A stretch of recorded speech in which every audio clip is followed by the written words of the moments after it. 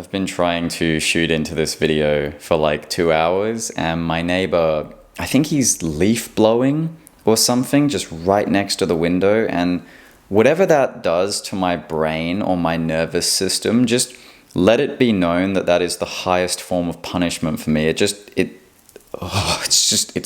scrambles me, that like consistent low grade electronic or artificial sounds at that level, especially when you're like trying to do something else. It's just but it seems, or so it has for the last 10 or so minutes, that that's over. So I thought I would just shoot into something, a bit of a monologue here on introversion. And this isn't some video that I'm going to make in this way that's like, as the YouTuber, as the content creator, will be espousing insights and how-to guidance on you, the viewer, about something I've learned. That's not what this is. This is just a bit of a monologue, and if anything, I'd actually like it to be more of a dialogue. I'd like to hear your guys' opinions with this in the comments down below, or if you want to email me, because this has been confusing for me. It's been something that I've not really been able to bracket or put a definition of, and I'll just jump into it. So for the better part of my life, I've thought of myself as a pretty introverted person. I think in my teens, I did have good friends and I did like spending time with them, but in order to feel comfortable in a group dynamic, if there was more than a couple of us, unfortunately, I always felt like I sort of had to drink or smoke or take a pill or something. And that was, I learned over time, more of the motivation than actually hanging out with people. And even then, I think having just one or two people in like a small circle, I always felt more secure, more comfortable, and I just had more fun. Where when it was a larger group, I just wasn't into it as much. Like, I went through phases and periods where like maybe there was like 5 or 6 or 7 of us in our friend group and we'd hang out a lot, but it would burn me out quicker. And still, if I had the choice, I think just 1 or 2 people was always easier for me. And even if I was just hanging out with 1 or 2 people, what I would notice a lot is the next day, it's like I wasn't really fully working all the way.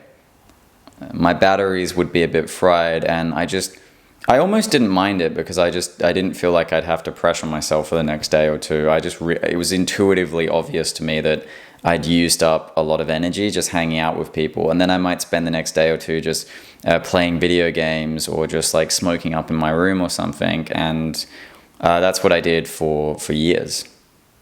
And then as I got older, I got sober, and I think I lost a lot of the friendships that I had in my teen years. And I think I started to look for something else in my relationships. I think I started to look for people who I could talk to more in depth and have more of like a kind of like still have fun with, but more of an organic kind of fun. Like, I didn't want to just go out, on the hunt and just like be out like doing some crazy stuff. It was more like I wanted to reach some sort of place with someone when I was speaking to them. I wanted to test how much I could be myself and how much I could understand about the other person and how genuine I felt like we could be. And even after that, like the day after, maybe if it was I was dating someone or if I was with a friend, the day after, I think I'd still feel kind of burned out, to be honest.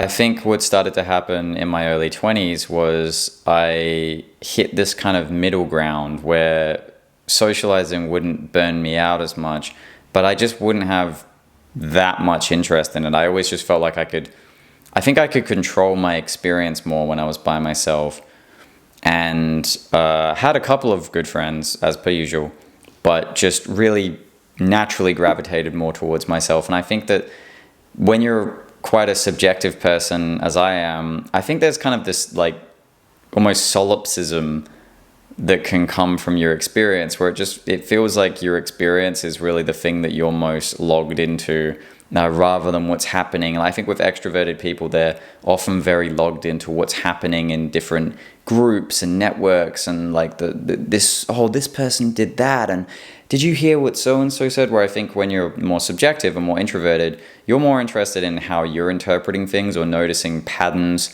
in your own mind or your own experience, or like what feels most genuine to you, or if you are cultivating relationships, you're probably cultivating relationships that are more oriented towards depth. And so by the time I was in my mid-20s, which is, I'm 26 now, I think I'd kind of settled on the fact that I was a more introverted person. I think I'd settled on the fact that I just related better in small groups and like spending time by myself. And what I will say is, I think I made a video on this channel a few months back called Lessons I Learned from Approaching 1,000+ Women, I think I called it. And I was just straight up talking about cold approach on like learning, sort of getting my dating life together. I spoke about that at length in that video.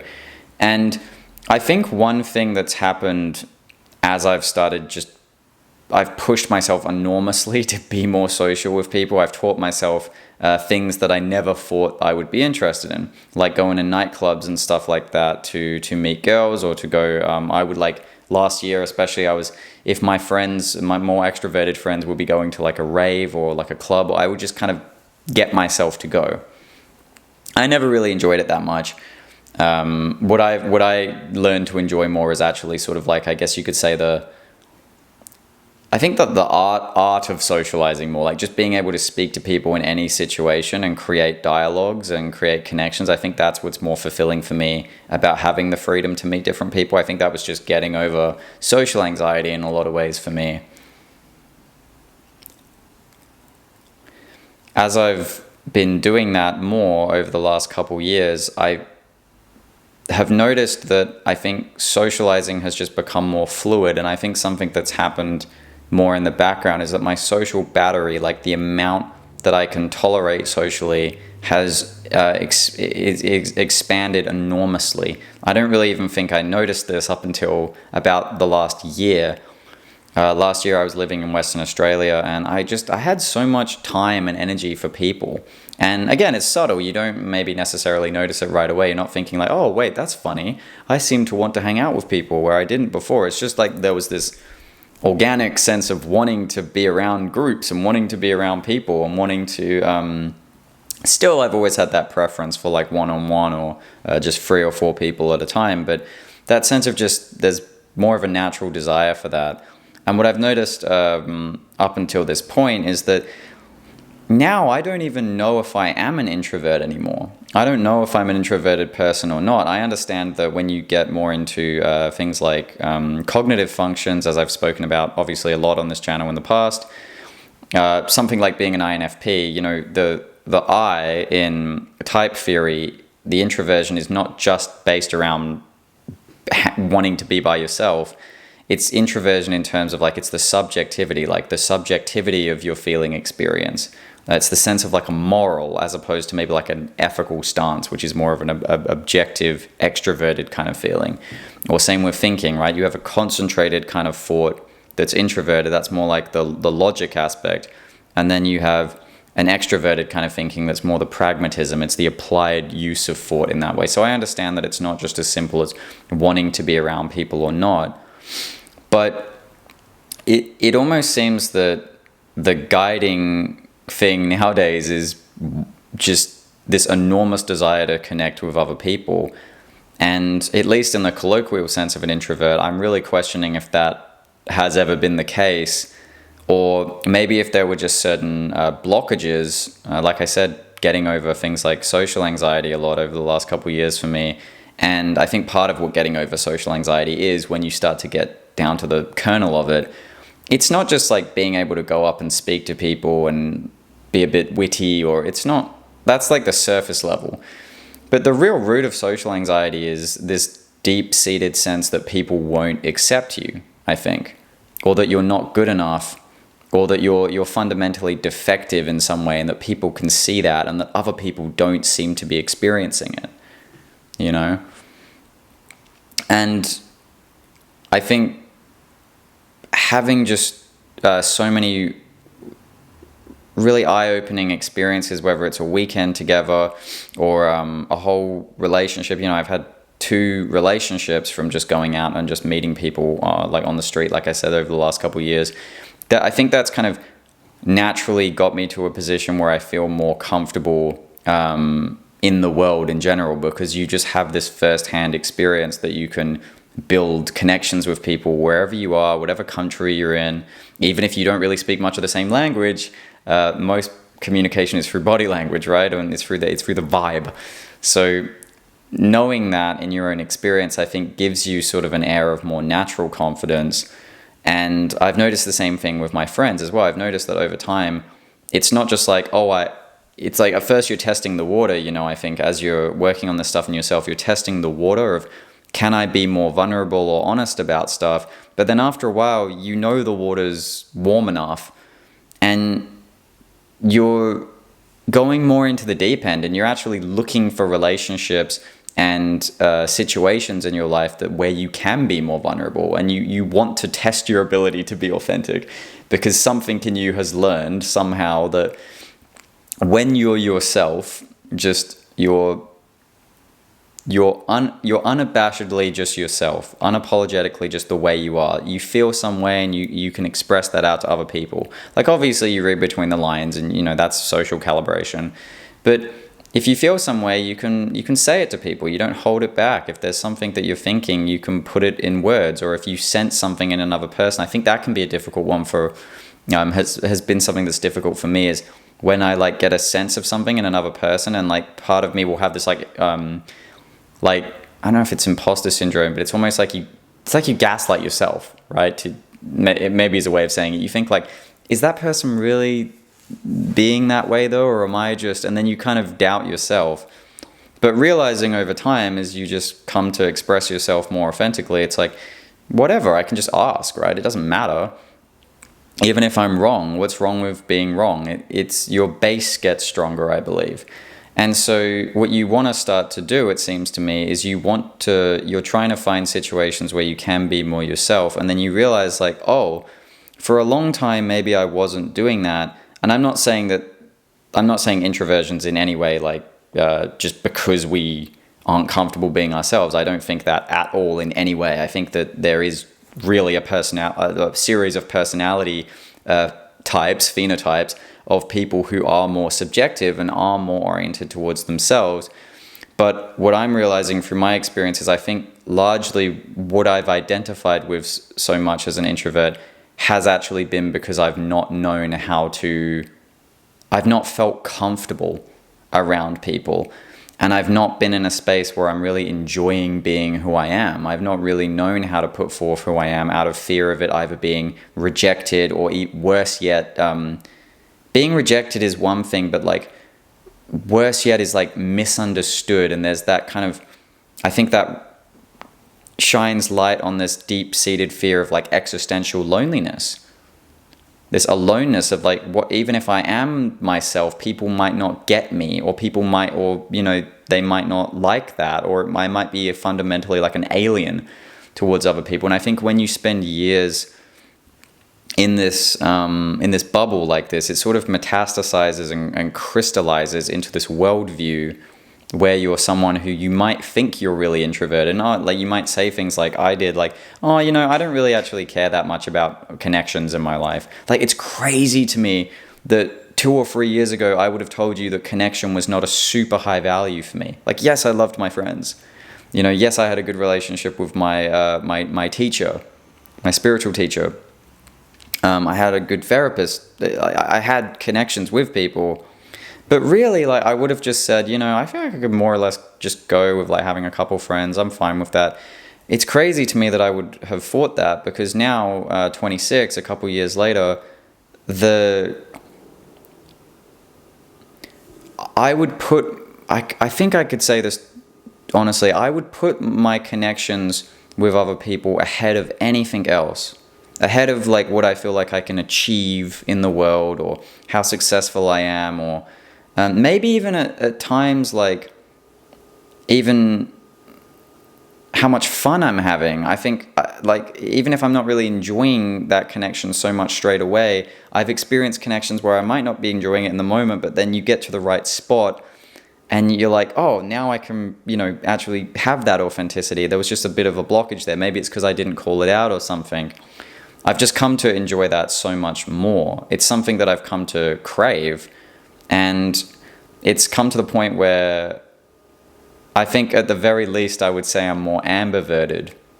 I think in the past, in the personality type videos I made, I spoke about how introversion and extroversion can be quite complex in the sense that you might have an extroverted side of you. You might have an aspect of your cognition that's quite extroverted, and then other aspects that are more introverted, right? Like, again, I'm just using cognitive functions as a lens to express this. I'm not saying that's like the be-all, end-all of ways to understand this. I think you could also make a case for something like maybe internal family systems and say that you have parts of you that are more reserved and they should be respected and appreciated in their natural state, and you have other parts that are more gregarious and more open to the world and other people.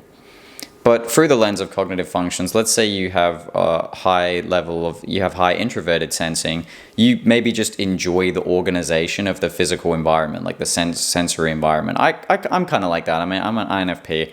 So for me, like, I like having my environment reflected, like kind of like just neat and organized. It doesn't matter that much to me, but I want it to be,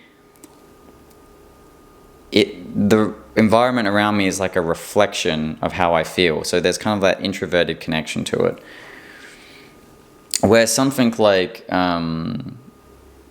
intuition, on the other hand, the information that I'll explore, I think that's more extroverted. It's like there's a sense of I want to pull information from all these different sources and see how the whole thing interconnects. And that's beautiful to me in itself, and that unfolds over time, where I think someone who's more introverted intuitive, for example, they'll just want to know how it works within their own patterns and how that works maybe through the human psyche. I kind of like care more about how it exists within the broader picture. And I just say that to say that I know it can be complicated, introversion and extroversion, and how it actually operates. I suppose the core of this monologue is just to say that it's been so surprising to me as I've got older how much more fulfilling and how much more I've come to appreciate connection. And I wonder if anyone else has felt the same way, or I wonder if maybe you're watching this and maybe there's something in you that hears this, or like there's some part that's like, yeah, actually, like, I do have a craving for deeper connections and more relationships in my life, but I feel like I've been hurt at some level, or I don't know if I'll be accepted being myself, and maybe there's that. Or maybe you totally get what I mean. Maybe you're someone who grew up thinking they were more extroverted, and then over time it's like, wow, now I actually have my people more, and I feel more secure in myself, and I'm where I believe I need to be in the world a bit more. Connections actually become more of a priority. I wonder also if it works the other way around. I'm sure there's actually probably people who grew up wanting nothing but connection and being around people and groups and scenes, and then as they got older, maybe they started to realize, wow, I just don't have the energy or time for that anymore. It's like I don't want to, you know what I mean? I don't want to go hang around with like 14 people and just talk about the state of affairs and know who's doing what and have my beak in everything. There's more of a sense of wanting to have depth with one person or a partner, or maybe to spend time at home reading a bloody book or something. I imagine it works all different ways around, and that's what's so incredible about life and human psychology, is how different and how many variations of it and shapes and sizes that it can come in. But yeah, this little monologue's just really about my own shapes and sizes like that. I'll finish this off here. Haven't posted something in a while, so to do YouTube videos, I just need the momentum. So even if this doesn't make much sense, I think I'm just going to put it out there. If you can hear something in what I'm saying, though, please leave a comment down below on this, because I really would like to hear from you if this is something that you've experienced more of as well. I don't know how serious the idea of someone being more ambiverted really gets taken. It almost seems like a kind of introversion and extroversion seem more like solidified concepts, where being an ambivert maybe seems kind of like, oh, it's just like you have to be one or the other. But I really do actually feel that it can move, it can be flexible, it can be malleable, like it sort of moves with you. And what we identify with can change over time based on myriad factors, some of which I touched on here, and probably a million other things that I didn't. Anyway, that's going to be all for this one. Like, comment, subscribe, blah, blah, blah, blah, blah. Emails down below. Hope you're having a beautiful day, and I will see you very soon. Bye-bye.